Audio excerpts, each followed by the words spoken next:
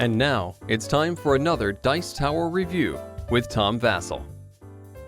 Hey everybody, today we're taking a look at New Bedford Rising Tide. This is an expansion for New Bedford, so if you better know how to play New Bedford, go watch my review of that. But if you do know how to play New Bedford, then you will have noticed, if you watched my review of that one, I said this expansion is pretty much obligatory. Now, not everything in this expansion is obligatory. There's a ship's log expansion in here that you don't need, but the 5th player and the extra building tiles that are in here, yeah, I think you should have those for the base game. But anyhow, let's take a look.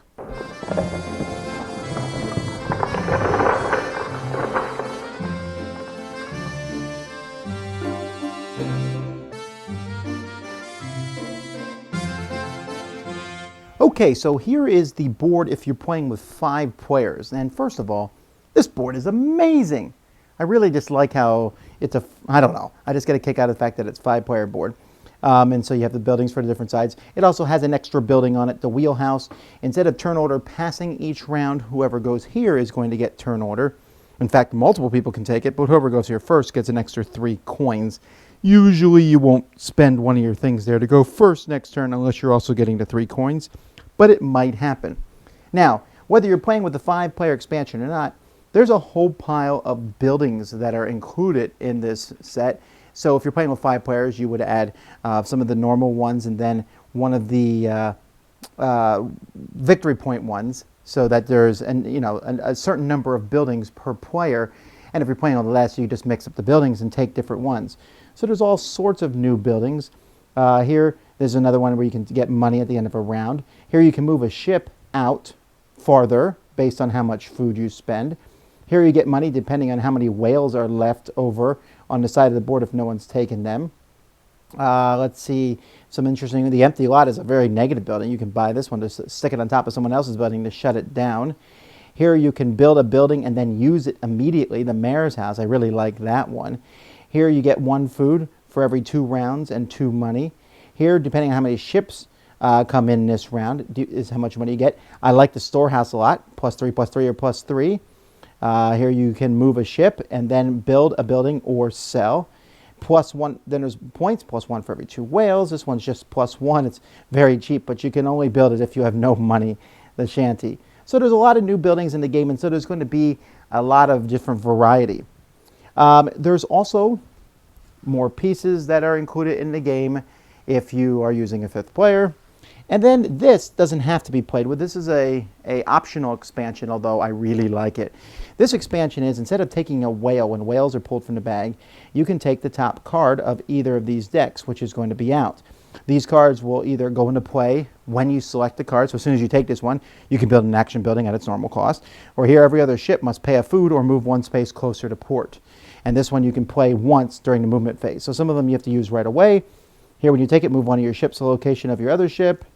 Here, when it places a worker on the whaling track, that worker cannot be used next round. Worth 1 point in your ship's log. So there's different points that you can get as time goes by from these. Some of them are mean. The omen cards, I'm thinking, are meaner towards other people. When you pay this, you pay 5 or return one of your ships to port, but it's also worth a point at the end of the game. But I can just take a positive thing here, collect 3 wood and 3 food. Here, once after drawing whale tokens, draw an extra whale, then remove the most valuable drawn whale token from the game. Return all drawn right whale tokens to the bag and worth 1 point. So some of them have negative effects for you, but they can be worth points at the end of the game. So these are different things. There's a few buildings that come with this particular one. This is +3 for every 2 cards you have, +3, and you can ignore a card, which is very handy. These cards you can take, again, instead of taking a whale, you can take them if you were about to take Empty Sea. I like these because they mean you always get something. This is an expansion that I would always add.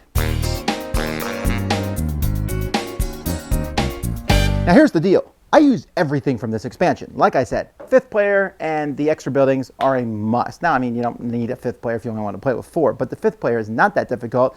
Moving the start player to thing around works really well. It's a good place to put someone, and it gives you money, so I like that's there. I enjoy the extra buildings. There's every game is diversity. Ooh, what buildings are out this time? What buildings we do? Some of the buildings, like the empty lot, it's kind of a mean building, but for the most part, I like them. The cards, the ship's log cards, I also enjoy. It gives you something more to do. And this will alleviate problems that people have, like, oh, well, drew empty sea again, and that's not necessarily always fun. Now you got a card that you can take, but someone else might take the card, which gives you the whale. And some of the cards give you points. It adds some interesting stuff to the game.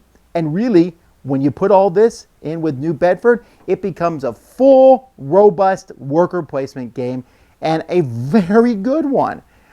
So if you own New Bedford, you got to get this expansion too. You got to get them both. I wish you could put them together in the same box. That does not work very well, but still, this is a must if you like New Bedford, and New Bedford's a fine game. So that's New Bedford Rising Tide, which floats all boats. Dice Tower Judgment approved! Thanks so much for watching the Dice Tower videos. Find more great videos and reviews, as well as our top-rated audio podcast at Dicetower.com. You can also find other great shows at Dicetowernetwork.com. I'm Eric Summerer, and you've been watching The Dice Tower. The Dice Tower is sponsored by Cool Stuff Inc., where you can find great games for great prices. Cool stuff in stock. Check them out at CoolStuffInc.com. Do